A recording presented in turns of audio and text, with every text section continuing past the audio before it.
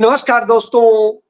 सेवा के 11 साल, सेवा के ऐसे 11 साल कि जिसमें पीआर भी है और जिसमें पीएम नहीं है, जिसमें आतंकवाद है लेकिन आतंक से बचाव का कोई रास्ता नहीं, जिसमें भ्रष्टाचार है लेकिन भ्रष्टाचारियों के पकड़ने के नाम पे दुश्मनी निकालना है, और इसमें बलात्कार भी है, इसमें हत्या भी है, और इसमें वो हर गुनाह है जिसे बुरा कहा जाता है, गंदा कहा जाता है। इसमें अपमान भी है और इसमें सरेंडर भी है। जी हां, यही सेवा के 11 साल हैं नरेंद्र मोदी के।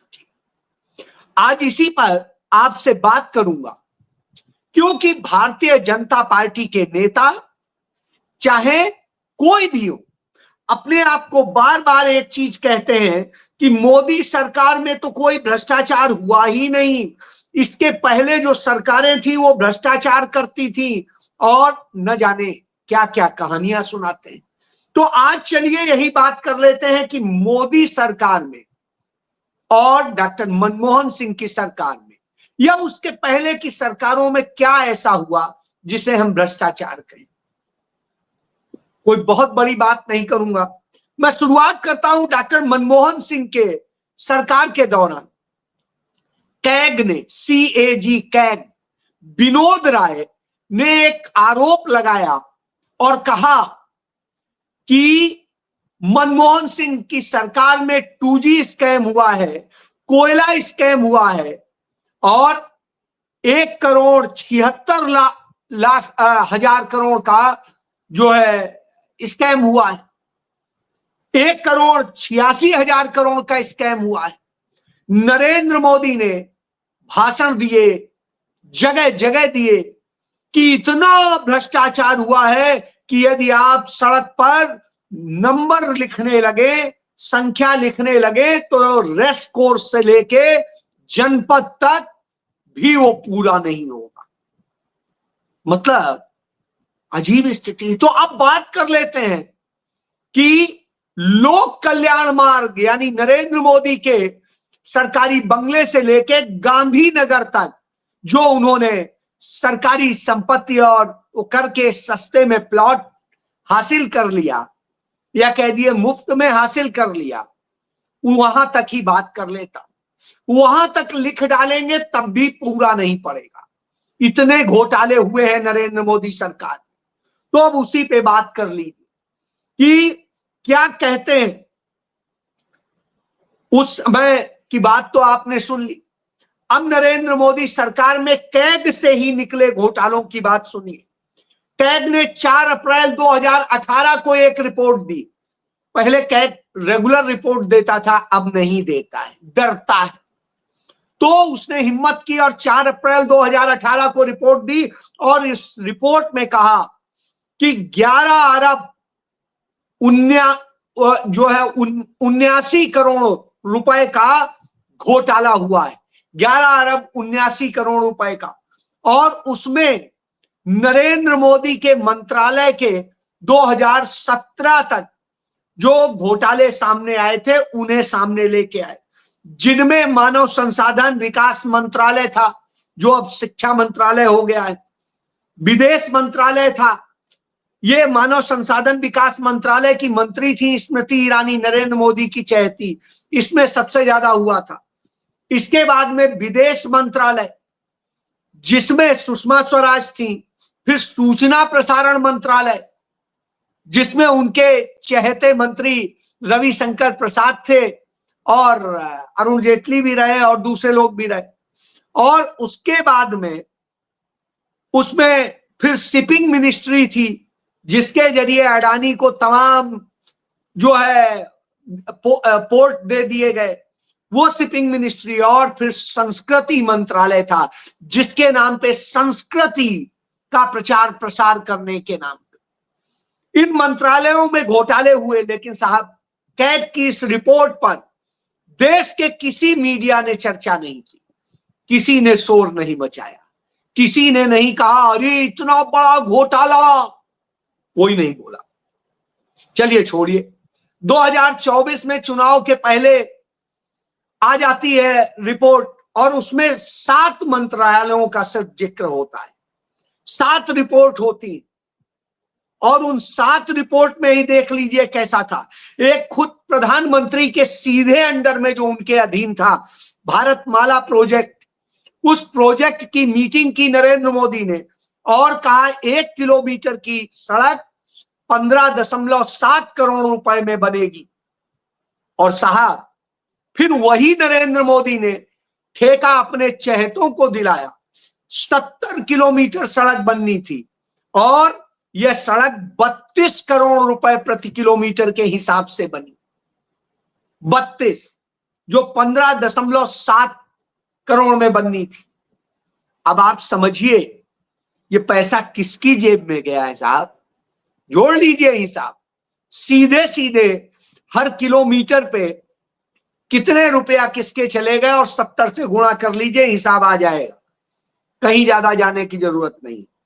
दूसरा देख लीजिए द्वारिका एक्सप्रेस वे, इस एक्सप्रेस वे में जो स्वीकृति हुई वो 18 करोड़ रुपए प्रति किलोमीटर की दर से सड़क बननी थी, लेकिन साहब सड़क जैसे सोने की बन रही हो, उसमें हीरे जवाहरात जड़े हों, ऐसे हाल हो गए।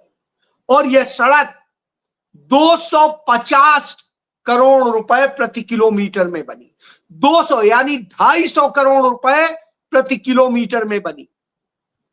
अब इसमें कोई कहेगा इतने लाखों का घोटाला हो गया, चलिए ये भी हम छोड़ देते हैं।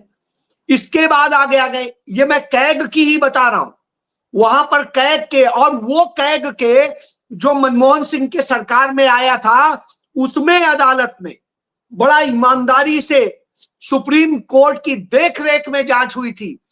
कांग्रेस सरकार ने अपने सारे मंत्रियों जो आरोपित थे उनके खिलाफ एफआईआर करी, गिरफ्तार भी कराया, जांच कराई, और सबके बाद में जब सुप्रीम कोर्ट ने सारा कुछ करने के बाद में अदालत में गया तो अदालत में जस्टिस जो जज थे सीबीआई के विशेष जज, वो ओपी सोनी ने जो है सैनी ने स्पष्ट कहा कि हम 7 सालों तक इंतजार करते रहे कि अब सबूत आ जाए, अब सबूत आ जाए, अब सबूत आ जाए, और जब नहीं आया कोई सबूत, ऐसा सबूत जो कानूनी दस्तावेज माना जा सके कि यह घोटाला हुआ है जिससे साबित हो, नहीं आया और हमें मजबूरन सबको बरी करना पड़ा क्योंकि कोई घोटाले के सबूत थे ही नहीं, क्योंकि घोटाला हुआ ही नहीं।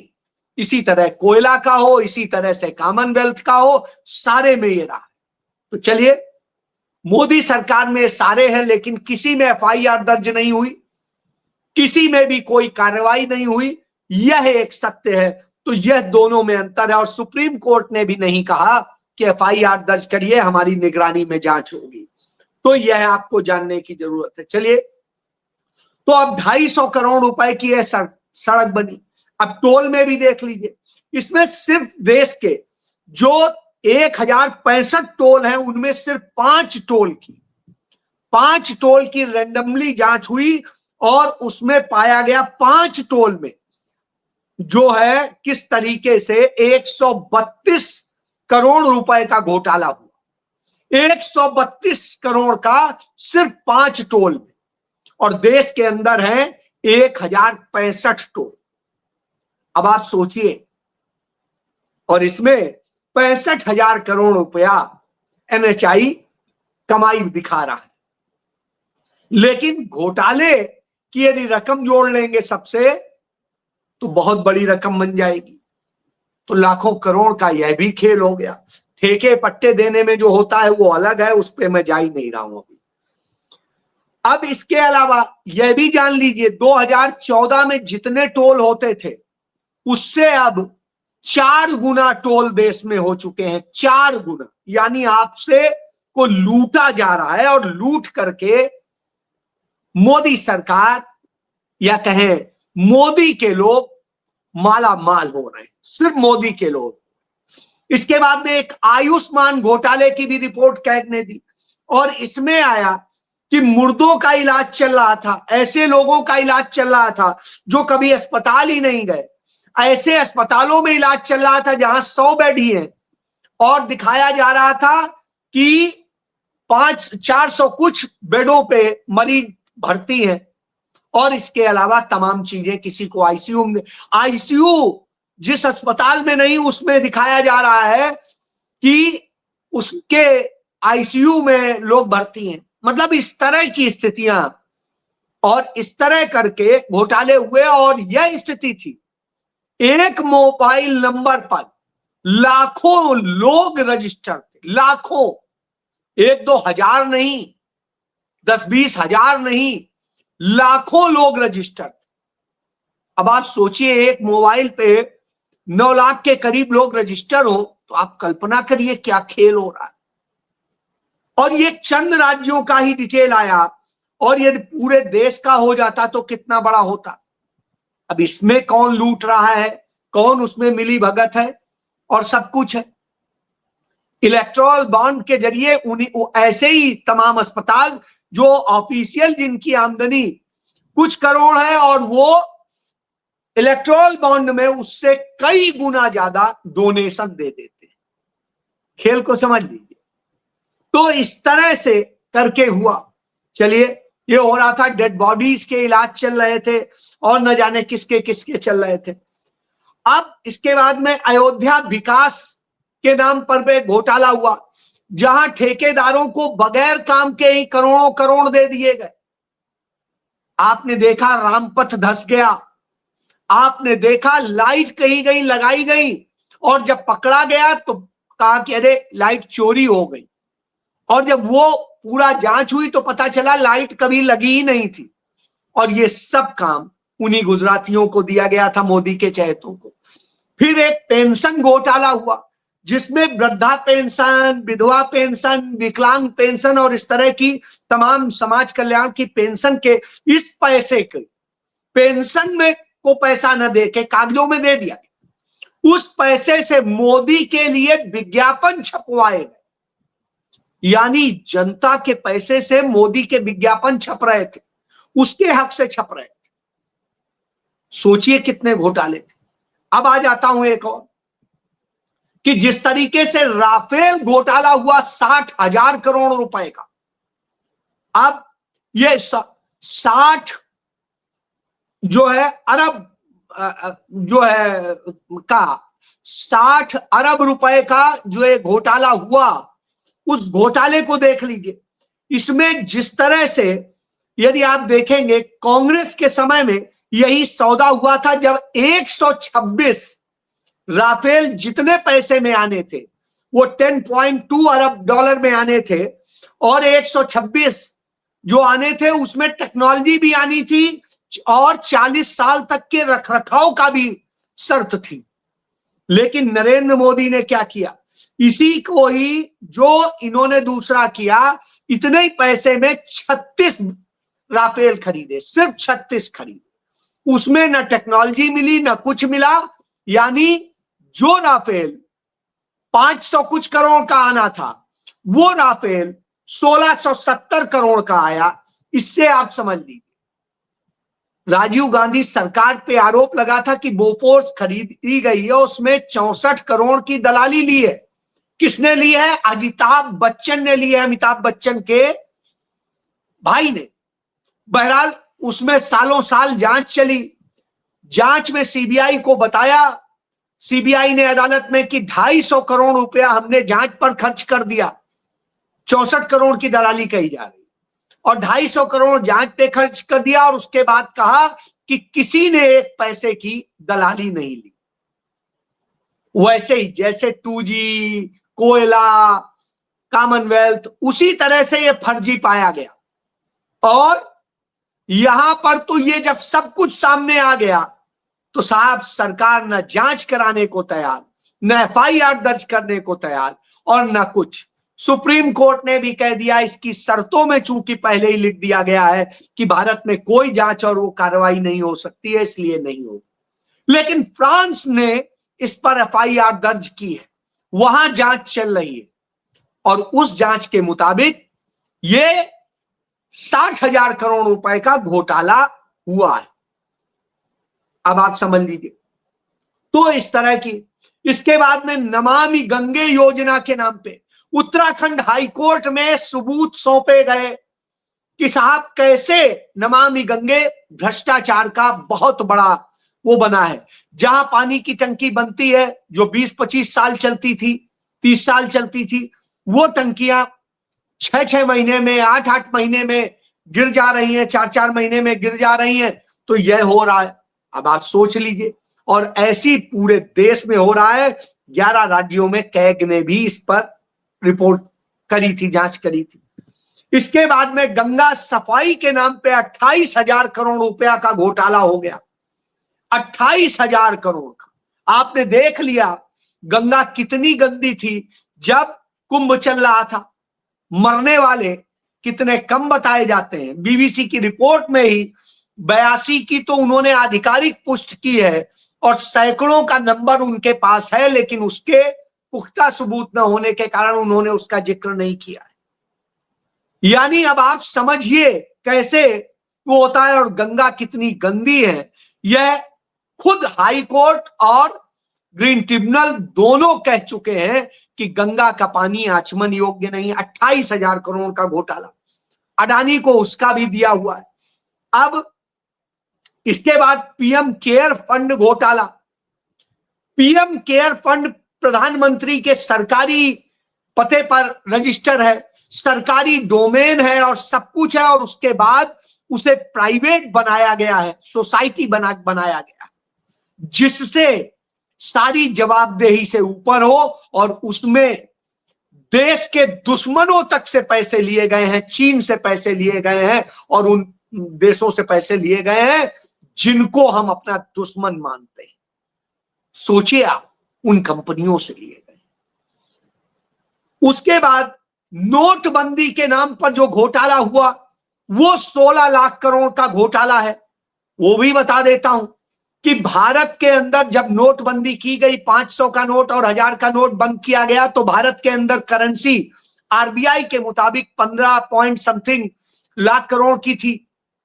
और उसके बाद में जब नोटबंदी का और ये सारा ड्रामा हो चला, उसके बाद में करीब 32 लाख करोड़, 31 पॉइंट समथिंग लाख करोड़ के नोट छप गए, यानी डबल छाप दिए गए।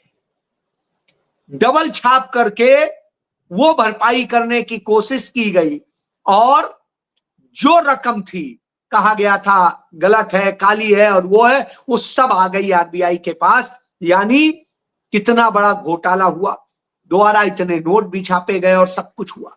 यह है। अब आता हूं सबसे बड़ा 5G घोटाला, उस पर कोई बात कर लो। 2G चिल्लाते थे, 5G इसलिए कि यह जो इसकी मिनिमम वो रखी गई थी, बेस प्राइस वो रखा गया था 4.3 लाख करोड़, यानी 4.25 लाख करोड़ से अधिक का जो है रेवेन्यू मिलेगा और वह राजस्व मिलना था। लेकिन नरेंद्र मोदी सरकार ने अंबानी को, मित्तल को, जो उनके चहेते हैं, उन सब लोगों को स्पेक्ट्रम सिर्फ 1.5 लाख करोड़ का दे दिया।